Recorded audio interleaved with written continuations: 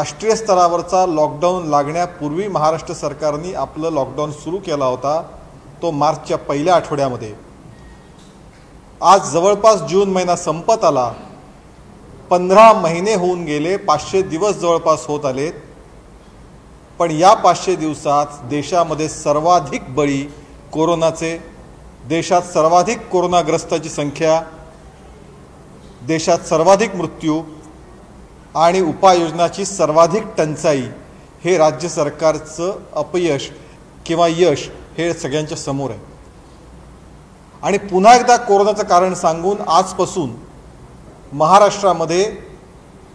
महाराष्ट्रातील जनतेला वेठीस धरण्याचं काम हे राज्य सरकार करतंय। महाराष्ट्राच्या सरकारला खरंच कोरोना झालाय आणि त्यातून सामाजिक आणीबाणी लादण्याचा प्रयत्न महाराष्ट्राचं सरकार करतंय हे दुर्दैवी पण वास्तव आहे। म्हणजे आज गेल्या 15 महिन्यामध्ये लोकांनी जगायचं कसं या प्रश्नाचं उत्तर महाराष्ट्र सरकार देत नाही। फक्त पहिली लाट, दुसरी लाट, तिसरी लाट, लाटेच्या नुसत्या घोषणा आणि भीती महाराष्ट्र सरकार दाखवतंय। पण देशातल्या राज्यातल्या सर्वसामान्य माणसांनी जगायचं कसं, एक तर धोरण शून्य जे कर्तृत्व आहे महाराष्ट्र सरकारचं त्याच्याबद्दल ते पाठ थोपटून घेत आहेत। आणि म्हणून कालची जी क्लिप आहे, काल ज्या तरुणांनी भावना व्यक्त केल्या, तो समाजातील तरुणांचा उद्रेक होण्याची भीती ही कालच्या क्लिपपासून दिसतीये। महाराष्ट्रामधल्या तमाम तरुणांमध्ये, महाराष्ट्रातल्या तमाम सर्व वर्गांमध्ये अशा प्रकारच्या सामाजिक आणीबाणी विरोधामध्ये एक असंतोष दिसतोय। कारण कोरोनाची भीती दाखवायची, स्वतः मुख्यमंत्री घरात आहेत, राष्ट्रवादीच्या कार्यालयामध्ये मोठ्या प्रमाणात गर्दी चालते, पण लोकांनी अस्तित्वासाठी, मग ते मराठा आरक्षण असो अथवा धनगर आरक्षण असो अथवा ओबीसींचं आरक्षण असो, यासाठी रस्त्यावरती जर कोणी आलं तर लगेच कोरोनाची भीती दाखवली जाते। त्याच्यामुळे या उद्रेकास जनतेचा उद्रेक होतोय हे आता लोकांच्या, आता सरकारच्याही लक्षात यायला लागलंय। आणि त्यामुळे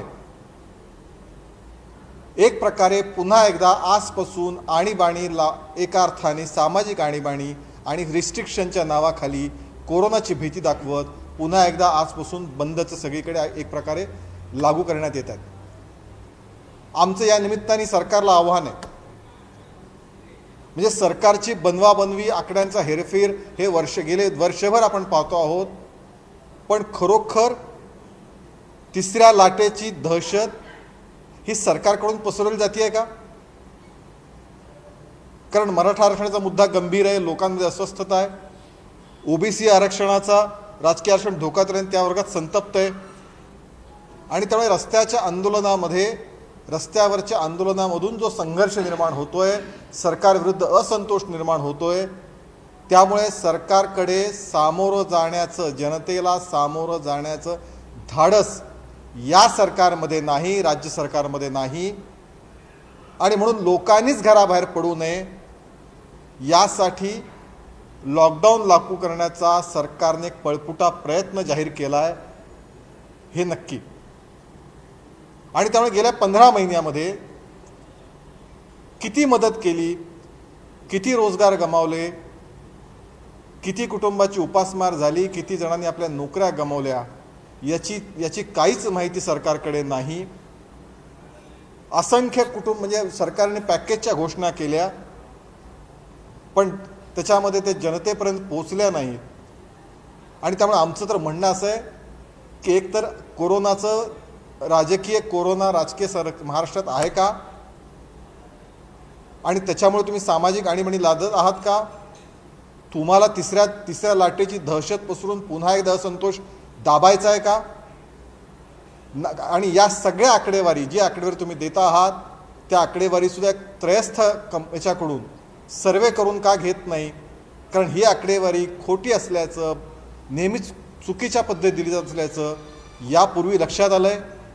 त्यामुळे एकूणच महाराष्ट्रातल्या जे प्रश्न आज गंभीर आहेत, लोकांमध्ये असंतोष आहे, लोकांमध्ये अस्वस्थता आहे, मग ती रोजगाराच्या प्रश्नावरती आहे, ती आरक्षण जात असल्याच्या मुद्द्यावरती आहे, ती एक प्रकारे घरात बसून उपासमार आणि बाकी काही कामधंदा नाही त्याच्यामुळे अस्वस्थता आहे.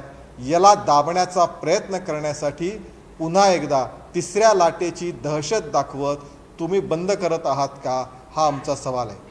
आणि त्याच्यामुळे कालची तरुणाची जी व्हायरल झाली क्लिप ती प्रातिनिधिक असली तरीसुद्धा ती महाराष्ट्रातल्या अस्वस्थतेचं गंभीर चित्र दाखवणारी आहे, हे नक्की. काही प्रश्न असतील तर विचार.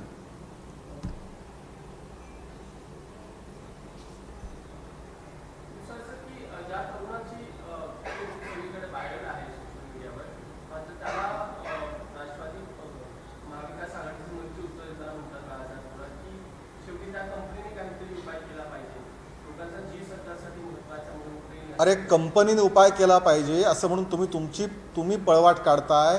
अरे ज्या राज्यामध्ये हे सगळं सुरू आहे त्या राज्याने काही करायचं की नाही, म्हणजे ह्यांची कमाल आहे. म्हणजे जे मंत्री असं उत्तर देतात त्या मंत्र्याची पण कमाल आहे. म्हणजे याचंच एकदा उत्तम उदाहरण आहे की यांना काहीच करायचं नाही.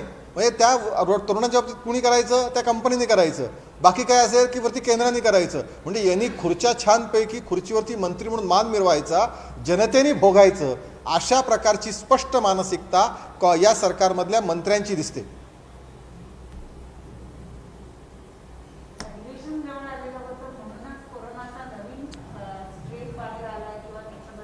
केवळ अधिवेशन नाही, अधिवेशन जवळ आलं म्हणून तर आहेच आहे. कारण ज्या पद्धतीने गेल्या अधिवेशनामध्ये सरकारचे वाभाडे काढले गेले ते तर आहेच आहे, पण त्याबरोबर महाराष्ट्रात जे प्रश्नच गंभीर आहेत, ओबीसीचं राजकीय आरक्षण गेल्यामुळे ओबीसी समाज प्रचंड संतप्त भावना आहे. मराठा आरक्षण टिकवता या सरकारला आलं नाही, राज्य सरकारला, त्याच्यामुळे मराठा समाज तरुणांमध्ये प्रचंड मोठा असंतोष आहे. रोजगारी गेल्यामुळे बेरोजगार पॅकेज मिळालं नाही, त्यामुळे सर्वसामान्य माणसांमध्ये असंतोष आहे. आणि अशा वेळी असंतोषाला सामोरं जाण्याची धमक, हिम्मत या राज्य सरकारमध्ये नाही. आणि म्हणून अशा प्रकारे ही सामाजिक आणीबाणी लागू करण्याचा प्रयत्न, दडपण्याचा प्रयत्न, तिसऱ्या लाटेची दहशत दाखवून हे राज्य सरकार करतंय, हे नक्की.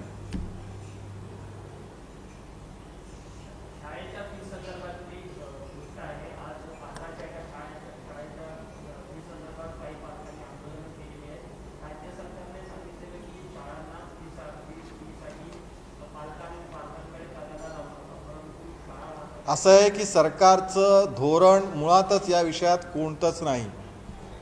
म्हणजे सरकार ठामपणे भूमिका का घेत नाही. जर 15 महिने या राज्यातल्यामध्ये राज्य सरकारच्या निष्क्रियतेमुळे अनेक पालकांना आपले रोजगार गमावे लागत असतील किंवा त्यांच्या पगारामध्ये कपात झाली असेल तर त्यांनी फी भरायची कुठून. आणि मग अशा वेळी सरकारने काही भूमिका घेणं भाग होतं. मात्र दुर्दैवाने सरकारची इच्छाशक्तीच नाही, ना पालकांच्या बाजूनी ना विद्यार्थ्यांच्या बाजूने. आणि त्याच्यामुळे आज ही परिस्थिती निर्माण झाली आहे. आज पालकांना रस्त्यावरून आंदोलन करावं लागतं आहे, पण पालकांची मागणी रास्तच आहे. कुठल्या?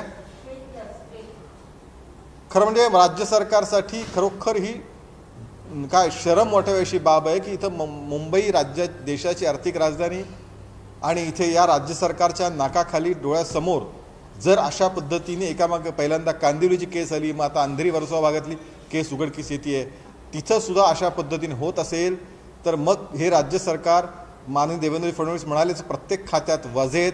तसंच केवळ टक्केवारीचं राजकारण सध्या सगळं सुरू आहे का की त्याच्यामुळे या सगळ्याकडे काय लोकांचं व्हायचं ते होऊ दे. आपली टक्केवारी आली मग लोकांना लसी मिळो, त्या बोगस लसी मिळो, बाकी सगळं करो.